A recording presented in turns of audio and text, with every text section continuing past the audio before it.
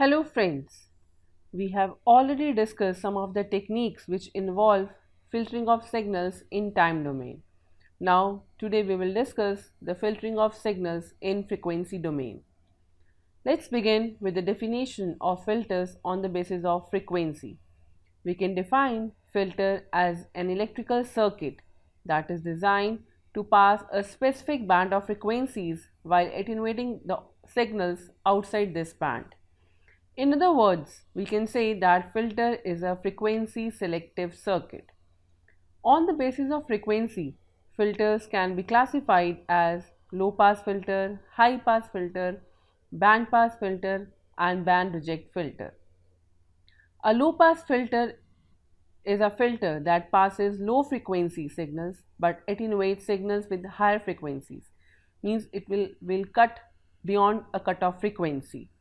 A high pass filter passes the high frequency signal and attenuates the low frequencies. The band pass filter passes a selected range, or I can say selected band of frequencies, while attenuating all other frequencies outside this range. Band reject filter rejects certain range of frequencies, or maybe it is a single frequency which it is rejecting and passes all other frequencies. Now, if the range of frequencies which it is attenuating is very narrow, then it is also known as the notch filter. Now, further, the filters can be designed as the analog filter or the digital filter. Analog filters work with analog signals directly, whereas the digital filter works with the digitized version, or I can say digital samples of the signal. Now, in the very beginning of this course, we have seen that the course is designed to learn the filtering techniques to be applied on the digitized version of the captured or recorded signal. Or in other words, we have to design a digital filter mainly to remove noise or artifacts from a digital signal. So let's see what are the basic steps involved in designing a digital filter. In this, if you see this block diagram, it involves designing the prototype type in analog domain and then converting it to digital domain, as there are so many techniques available to design an analog filter. So if you see first what we require is, we require the specifications of the filter to be designed. Specification in terms of whether you want to design a low pass filter, high pass filter, band pass filter and band reject. And if we know the particular type of filter we need to design, there should be other specifications. For example, let's suppose we are designing a low pass filter. Now this is a frequency response showing the ideal filter response of a low pass filter as well as the practical response. Ideally, it is not feasible to design a filter, so we are basically designing a practical type of filter. Now, what are the other specifications required if I want to design a practical filter considering a low pass filter? We require maybe the cutoff frequency, as you can see it is given by omega c. We require maybe the passband frequency is given to us, the stop band frequency is given to us, then is the amount of attenuation in the stop band that is given by delta S, or it can be the maximum allowed ripples in the passband. And other thing which can be mentioned is the transition band. So these are the different specifications which can be mentioned when we have to design a particular filter. Any of or some of or all of these may be given to design a particular filter. Now if we have the specifications, the first thing is we have to design the filter in analog domain, that is S domain, or I can say Laplace domain.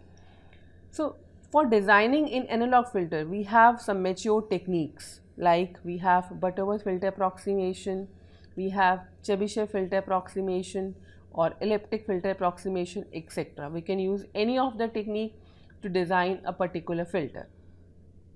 Now once you get the analog filter design, now the other thing is we have to convert that into digital filter design or digital domain, means you want to convert that S domain or Laplace domain filter to Z domain filter. For that we have other methods available. We have like bilinear transformation, we have impulse invariant method to convert that S domain filter into the Z domain. Further, after converting into Z domain, we are ready with a digital filters design depending upon the specifications given at the very beginning. Now let's look at an example to design a Butterworth low pass filter for the removal of high frequency noise.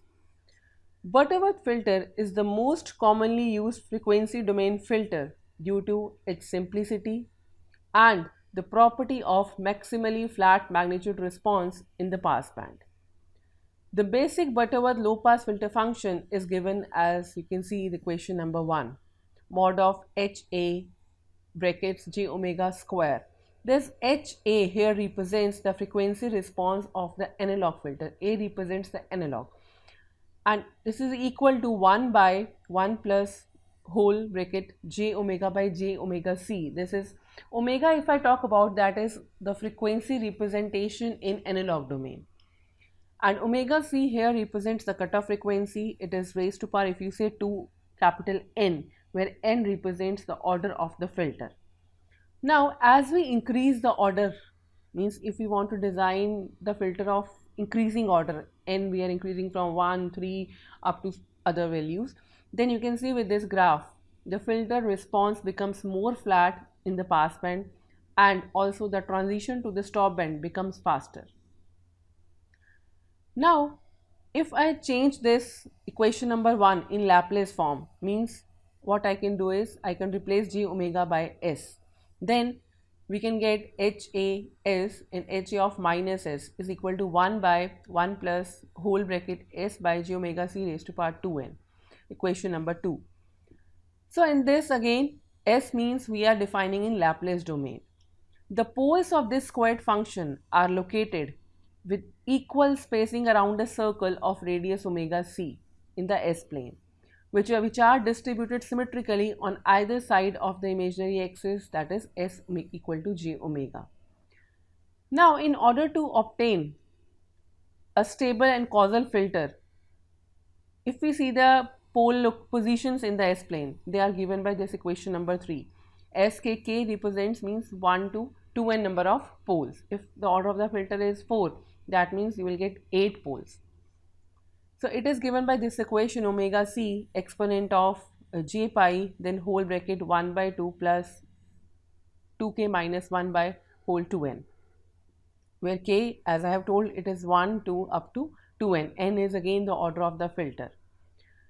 Now for stable filter, let's suppose for example if we have n equal to 4, means you will get 8 poles. Out of those 8 poles, we have to select 4 which are lying on the left half of S plane. That means only n poles have to be considered which are lying on the left half of S plane. Now how we will obtain the transfer function?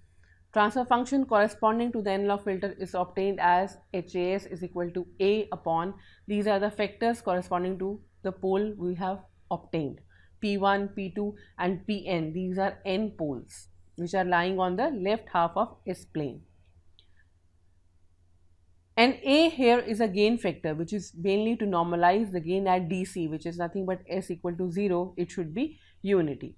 Now once the analog filter is designed, means we have obtained with HAS this equation number 4. Next step is to convert that into digital filter.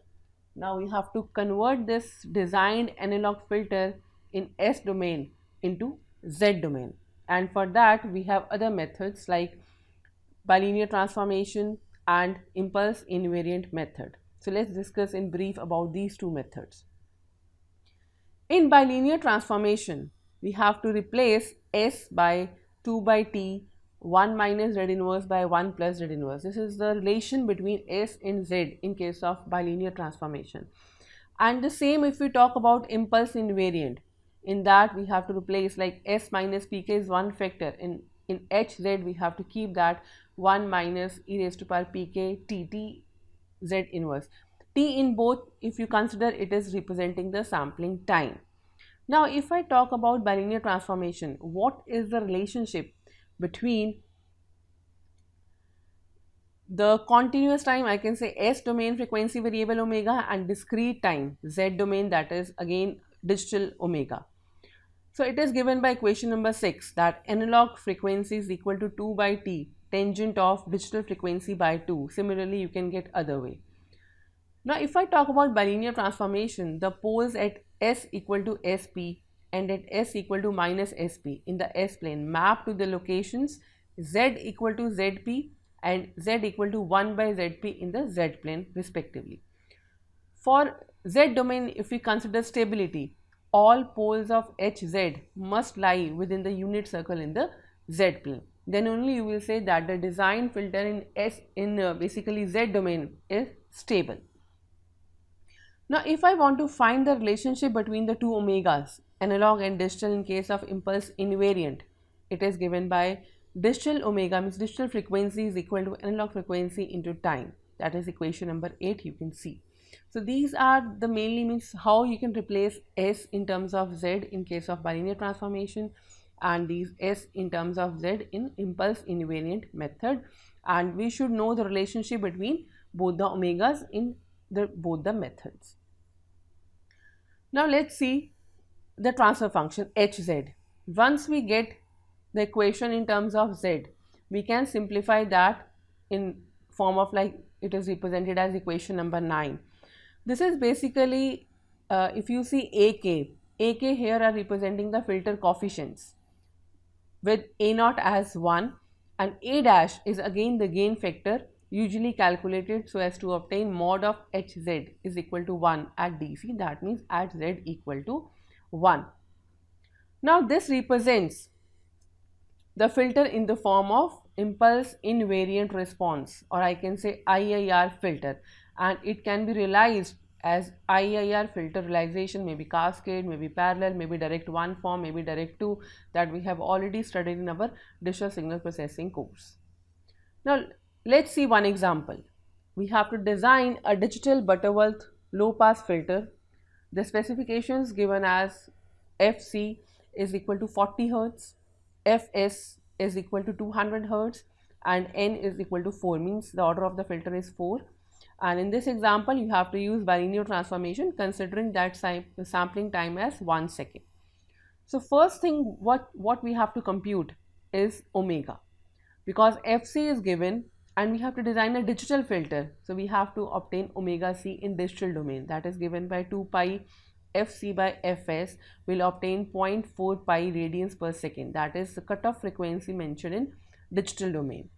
Now with this we have to, because we have to first design analog filter, so we should know the cutoff frequency in analog domain, and if you see in the question it is mentioned that you have to use bilinear transformation, that means we have to use the relationship between two omegas in bilinear transformation, and that you can see in step 2.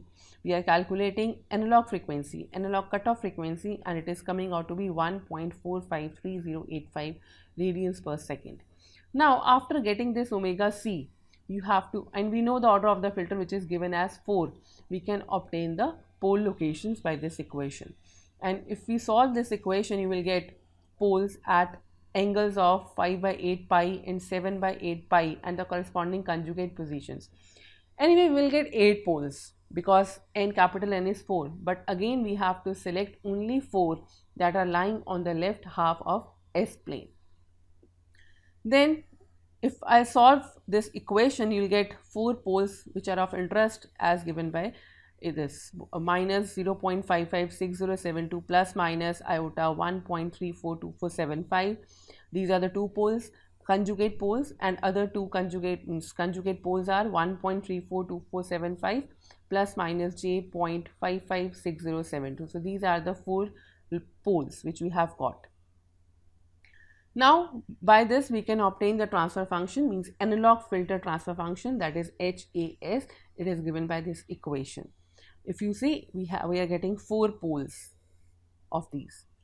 Now after getting this analog filter HAS, what is the next step? We have to convert this analog filter into digital filter. So we have to use again bilinear transformation as it is mentioned in the question. If it is mentioned like we have to use impulse invariant, then accordingly we will use the method. but for the time being it is bilinear transformation. So you have to use the relationship of bilinear, that is again S 2 by t, S is replaced by 2 by t, 1 minus z inverse by 1 plus z inverse. And after keeping these value of S, you will get Hz as this function. So this is nothing but representation of we can say digital filter, and this is a kind of IR filter, that is infinite impulse response filter. Now we'll see one illustration of applying this filter to some signal. So this is a carotid pulse, figure A, with high frequency noise and also the clipping effects, and we are filtering this using the Butterworth filter which we have designed with Fc is equal to 40 Hz and Fs equal to 200 Hz with n equal to 4, and you are getting this second signal which is filtered signal using Butterworth filter. So we can analyze that it is also removing some kind of clipping effect, and also it is removing that some high frequency noise. So this was all in this lecture. These are some of the references we have taken. Mainly this book we have considered as a reference. So thank you so much for this lecture.